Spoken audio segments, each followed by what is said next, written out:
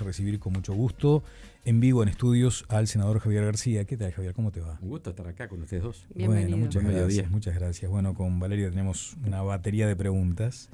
Empecemos por lo más reciente de pronto, ¿no? Porque con modificaciones la Cámara de Senadores finalmente aprueba estos cambios en la ley de lavado de activos.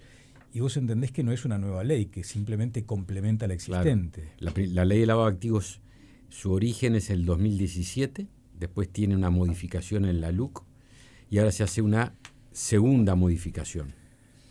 Eso lo decía porque alguna información decía se votó una ley de lavado de activos. No, se votaron modificaciones que, como todo proceso complejo, es evolutivo.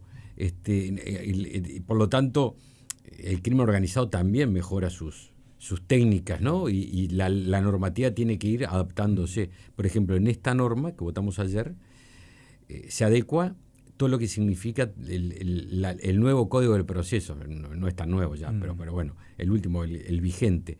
Y después hay algunas normas que mejoraron, otras que no las votamos desde el punto de vista particular porque no... ¿Cuáles, por ejemplo? Por ejemplo, la que eliminó la Fiscalía Especializada de Lavado de Activos. Nos parece una contradicción. Además va en línea lo que planteamos con la opinión que tiene la fiscal de corte, que la expresó en la comisión mediante nota. Es raro esto de mejorar, modificar la ley de lavado de activos y una de las modificaciones sea eliminar la Fiscalía Especializada. Sobre todo porque las opiniones especializadas en la materia hablan de que no es buena cosa para el combate al lavado de activos el cambiar permanentemente de normativa. Que los operadores públicos y privados que trabajan en la materia, este cambio de cancha permanente de reglas de juego perjudica la eficacia del combate al lavado de activos. Pero también te dicen que el nuevo marco lo que hace es fortalecer, o sea que esta circunstancia que vos decís sobre la especialización de una fiscalía es compensada, si se quiere, por otros aspectos de la ley. Sí, ahí hubo, nosotros veníamos en la Comisión de Hacienda que yo integro analizando este proyecto de modificación de la ley. Y veníamos trabajando muy fuerte y muy bien, con opiniones de contadores, los gremios de contadores, abogados, Senaclaf, Banco Central, en fin. Y un episodio que aceleró todo fue el atentado a la doctora Ferrero, acá cerquita. Y eso como que generó un relato como que quizás hasta el atentado ya existió porque no había modificación de ley de lavado de activos, ya se había generado una expectativa como si la modificación a la ley de lavado de activos hubiera evitado el atentado, no tiene nada que ver. Y lo peor es generar una inflación de expectativas que después no se condice con la realidad. Este es un instrumento bueno, necesario, mejorable. Bueno, algunas de las cosas que se aprobaron, como te decía, nosotros votamos el Partido Nacional unánimemente a favor y después en el articulado planteamos algunas diferencias. Eso ¿no? Quería preguntarte, sí. Javier, se ha hecho esa aclaración de la votación en general y en particular de las cosas que no se votaron. ¿Qué es lo que no se acompañó? Esto que te decía, por ejemplo, la de la anulación, la eliminación de la Fiscalía Especializada, el tema de los topes, porque se habló mucho de los topes de circulación de dinero, sin embargo... Sí, hasta el punto que decía que la anterior ley era laxa, que permitía demasiado. Pero sin embargo no hay no hay una sola condena por lavado de activos por esto. Porque el que lava, no lava cantidades grandes que llaman la atención, lava de a cuotas. Sí. Entonces, no existe, si hay como un relato que dice que eso facilita el lavado, pero si no hay procesamientos. Es más, también hay un relato, Valeria preguntaba, qué tema, voy un medio paso atrás, sobre que Uruguay es una plaza, ¿cómo te voy a decir?, peligrosa. La verdad que ayer presentamos, me acuerdo el senador Camí presentó un ranking internacional de hace 2 meses de una centro internacional, no me acuerdo del origen, si americano, ubicando Uruguay, lo califica como titán, ese es el calificativo que utilizan. Está en los primeros 9 países de 150 o 170 estudiados con respecto a la normativa, la transparencia y las normas antilavado. O sea, la visión que hay internacional de Uruguay no es esa. Y yo agrego una cosa, dentro de las características que tenemos como país, no somos un país de cercanía, acá todo está a la vista. El corrupto el lavador. Nadie lava dinero ni hace plata sucia para meterla bajo un colchón. Quiere esa plata, entre comillas, para disfrutarla. Plata negra, plata clandestina. Nadie dice, no la tengo porque me gusta coleccionar montones de billetes de dólares. Entonces, hay algunos países que dicen, cuando hay corrupción, el corrupto lo primero que muestra es su casa. Está a la vista todo. ¿Sí? Cuando vos ves autos que pueden ser salidos de la norma, ¿no? De altísima gama, o mansiones, una vez, esas cosas llaman, más en sociedades chicas como las nuestras. Las normas obviamente que ayudan, pero antes que ello está la voluntad política. Para mí lo más grave, pues yo decía, me parece que hubo una inflación de expectativas con respecto a que esto casi que hubiera evitado el atentado a la doctora Ferrero. Lo que combate realmente, lo que se necesita es una fuertísima voluntad política. Que eso pasa porque no pasen cosas que no deberían pasar. El atentado a la doctora Mónica Ferrero, de la forma que sucedió, adentro de su casa, no pudo haber sucedido nunca. Eso es gravísimo. En Uruguay, yo lo dije ayer en sala, así que lo voy a repetir ahora acá. Estamos todos regalados. Desde el presidente de la República para abajo, todos regalados. Porque tenemos esa convicción, esa como tranquilidad aldeana de que acá las cosas no pasan. Acá las cosas pasan. No hay nada que pase en el mundo que acá no pueda pasar, que no haya pasado o que no pueda pasar. Otra cosa es que se metan adentro de la casa custodiada de la fiscal de corte y le hagan un atentado a matar. Porque el atentado no la mató. A que alguien me explique cómo 3 tiros adentro de la casa pueden no haber matado a una persona. O cómo se organizan las esquilas de una granada. Después que explotó la granada, las esquilas, y la doctora Ferrero se había levantado en ese momento. ¿No estás conforme con los resultados que a menos de 2 semanas ya se obtuvieron con gente detenida? Bueno, no sabemos el autor intelectual.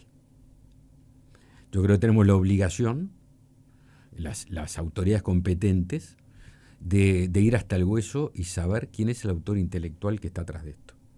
Porque vuelvo a reiterar, acá el Estado falló, y falló en lo que no podía fallar. Custodiar a la fiscal de corte, que es el cargo más importante del sistema de justicia, hoy, con la modificación del Código del Proceso Penal, es más importante en el sistema de justicia el fiscal de corte que la Suprema Corte de Justicia.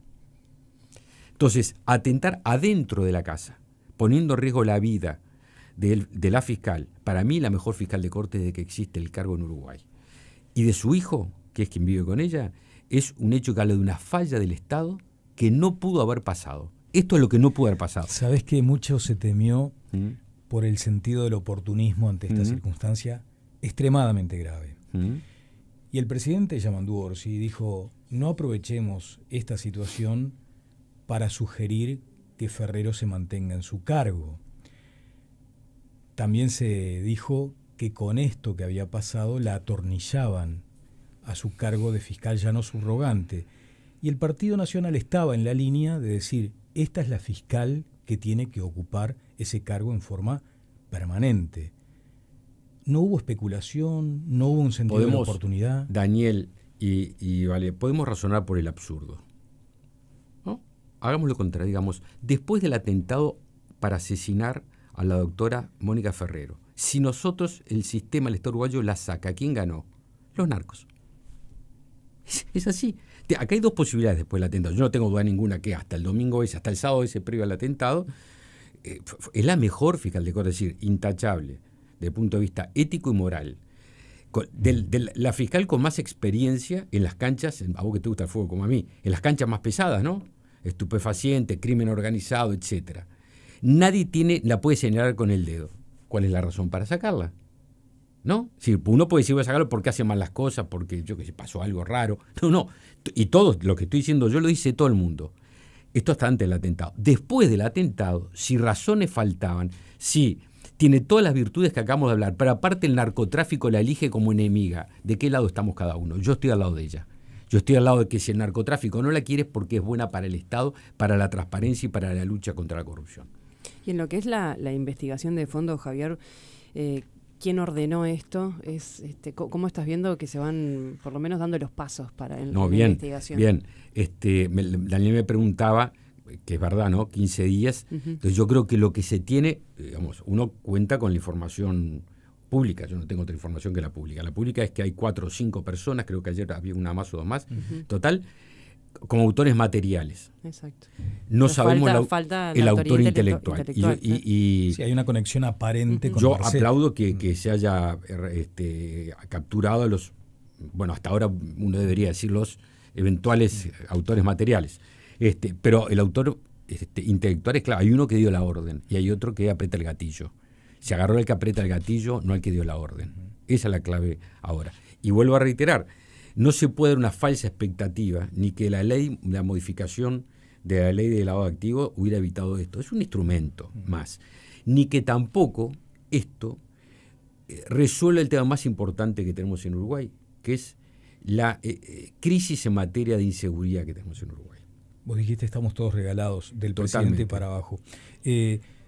Sabés que tu colega Sebastián da Silva dijo que era un momento como para discutir una mayor participación de las Fuerzas Armadas en este combate al crimen organizado. Y además citaba lo que te encargaste de administrar en tu gestión, que era la presencia fronteriza de las Fuerzas Armadas. ¿Hay que ampliar el radio de acción? ¿Hay que hacerlas participar de otra manera? Primera cosa, en el tema de la frontera, en lo que dijo Sebastián está bien, en la frontera lo hicimos porque hay una ley, la 19.677.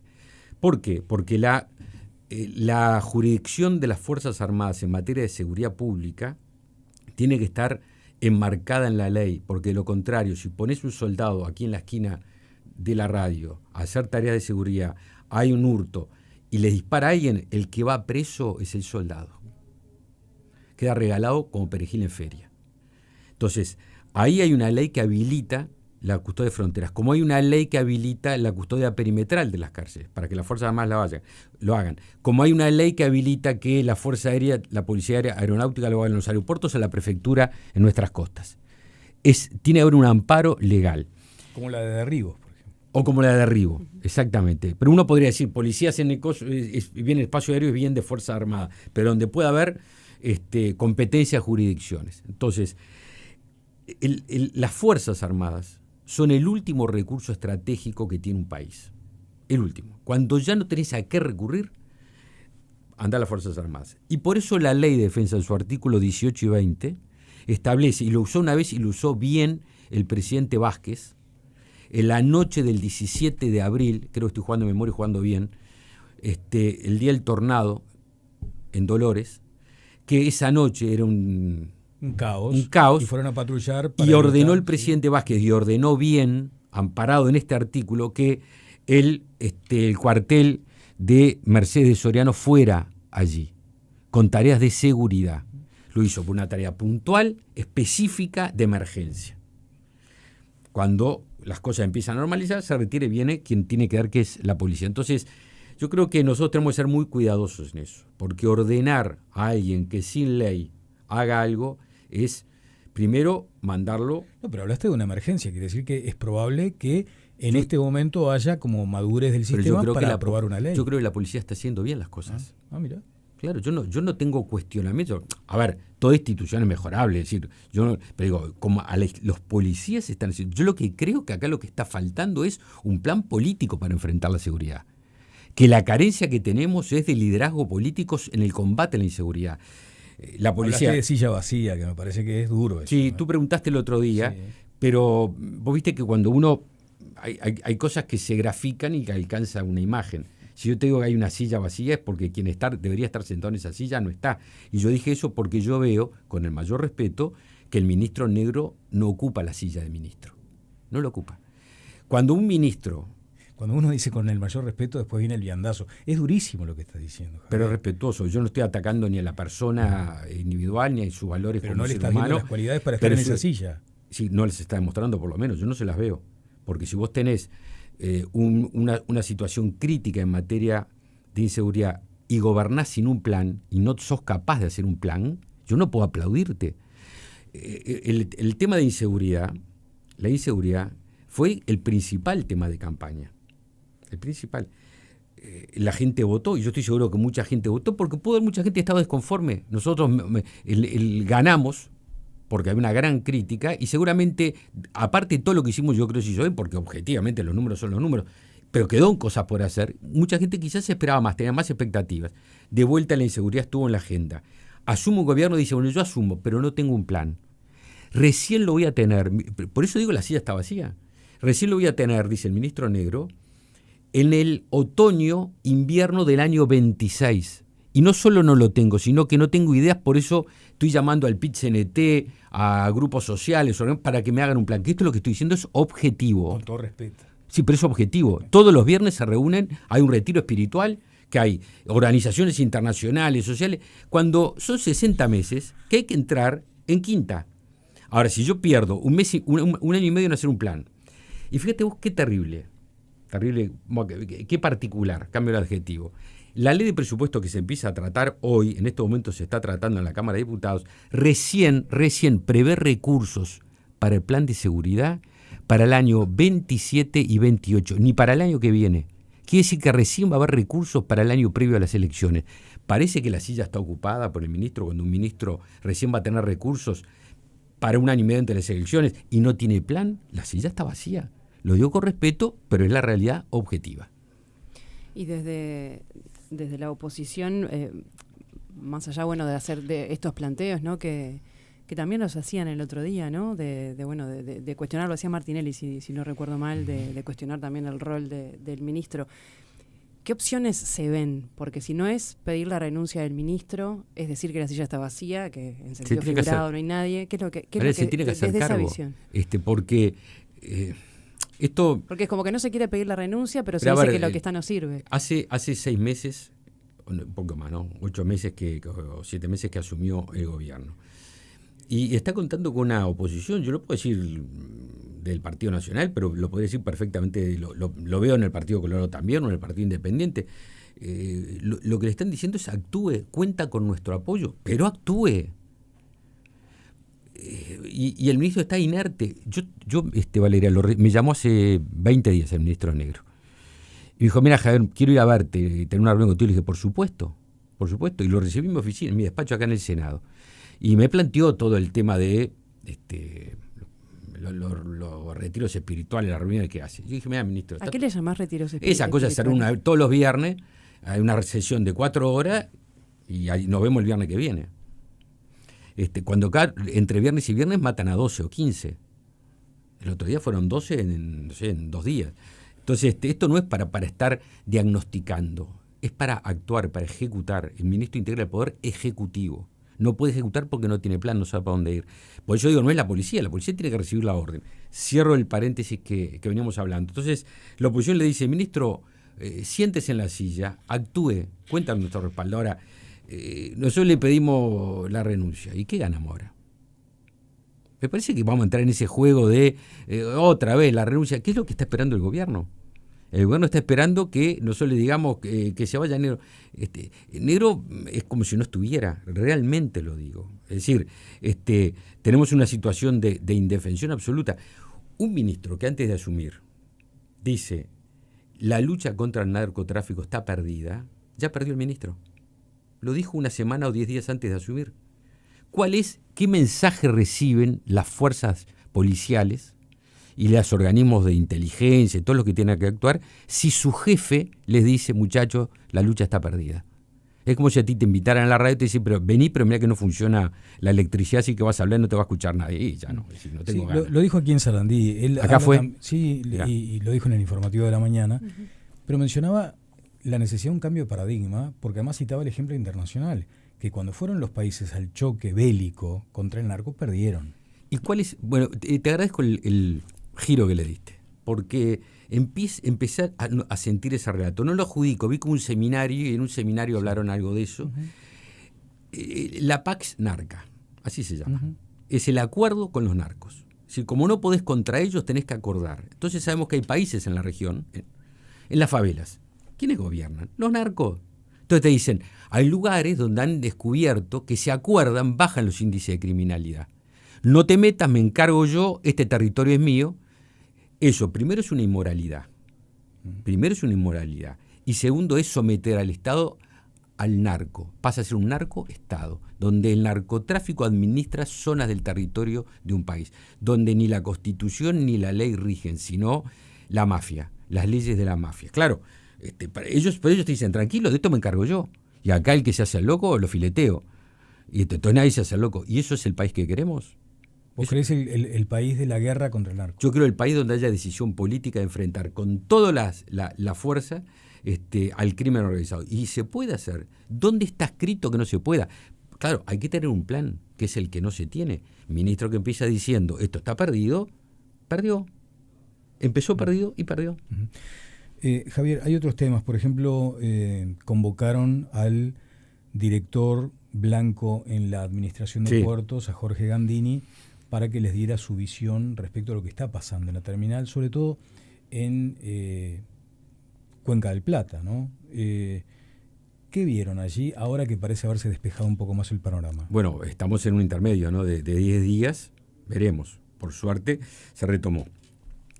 Este fue un conflicto primero que tuvo un origen. Todos sabemos, cuál es el origen político de este conflicto. ¿Cuál? Es una interna dentro de la izquierda, entre sectores de la izquierda, por la competencia de poder en el puerto. Comunistas versus socialistas. Y MPP.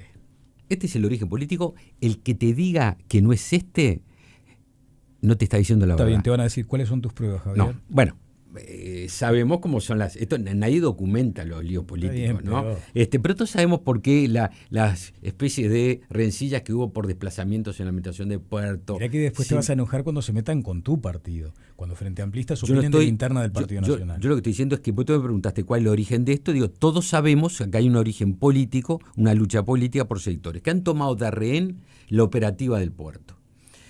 Porque parece medio insólito. Vos y yo, que andamos en generaciones medio parecidos, hemos sido testigos de cientos de conflictos. Porque yo qué sé, la pérdida de horas de trabajo, lo que fuera, lo normal. Ahora, que un conflicto porque va a mejorar la operativa, yo nunca había visto. Por la aplicación de un programa informático que hace 3 años que se aplica en el mismo puerto por otra empresa y que los camiones que ahora, los camiones no, los barcos, por lo menos algunos de los que no pudo venir, que no iban a este terminal, iban a la otra terminal y los mismos obreros del mismo sindicato que estaban en paro en una terminal usaban este sistema informático en la otra terminal, a 500 metros de distancia. Entonces, una cosa, hacer un conflicto porque va a ser mejor lo operativo, por lo ello va a haber más inversión y más trabajo, es raro. El sindicato lo que plantea también, Javier, es el asunto de la automatización. Porque lo vieron en ChatGPT. ChatGPT. Es decir, hacer un conflicto porque alguno pone en chat, contame qué pasa con este sistema, no parece Reinaldo muy serio. Me decía hoy en el informativo que hablamos con él antes de empezar, que se asesoraron con sindicatos de otros países que ya están implementando esto, y que teniendo en cuenta el plazo que corre para adelante, bueno, ellos temen la pérdida de puestos laborales. El fondo es ese. ¿No? Y entonces se pega un golpe donde está la mayor... donde está la credibilidad del país, es decir, la seriedad del país. Nosotros tenemos la mayor puerta de negocio del Uruguay, es el puerto de Montevideo. De importaciones, de exportaciones, logística, etcétera. 6 días o 7, como se tuvo, es un golpe tremendo a la economía. Por camión, fíjate tú, en esa terminal, que tiene el 70-80% de las transacciones, cada camión tiene un promedio de 11 trabajadores. Es decir, que si hay 500 camiones por día, multiplica por 11 y te da cantidad de jornales de gente que no laburó ese día y por lo tanto no tuvo ingresos.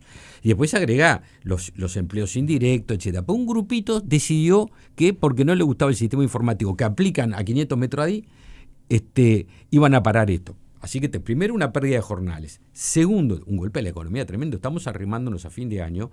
Gran parte de las importaciones están vinculadas a las ventas de fin de año, de comerciantes de acá a la vuelta, de acá en estos barrios. Y tercero, los barcos que no vinieron se fueron a Brasil o Argentina. Ahora, una vez que se van por la falta de confianza en el puerto. Y si nuestra principal fuente de negocios del Uruguay empieza a ser no confiable, le empieza a dar vida a nuestros puertos competidores, y en la guerra de puerto, todos son rápidos, ¿no? Entonces, el discurso es que va a ir Uruguay si Uruguay pierde días, se lo cierran, le paralizan, tiene que pagar fortunas por los días que no puede parar. Ven casi para acá que le ponemos una alfombra. Termina afectando la reputación y confianza. Pero sin duda ninguna. Entonces, esto fue un conflicto absolutamente irracional. Creo que en el fondo también hay una circunstancia de que los sindicatos con el gobierno se han empoderado. Y sinceramente, yo provengo de la militancia gremial. Yo en la militancia estudiantil, Daniel, me conocías ahí, soy un militante gremial. Ahora, los gremios y los sindicatos no pueden gobernar.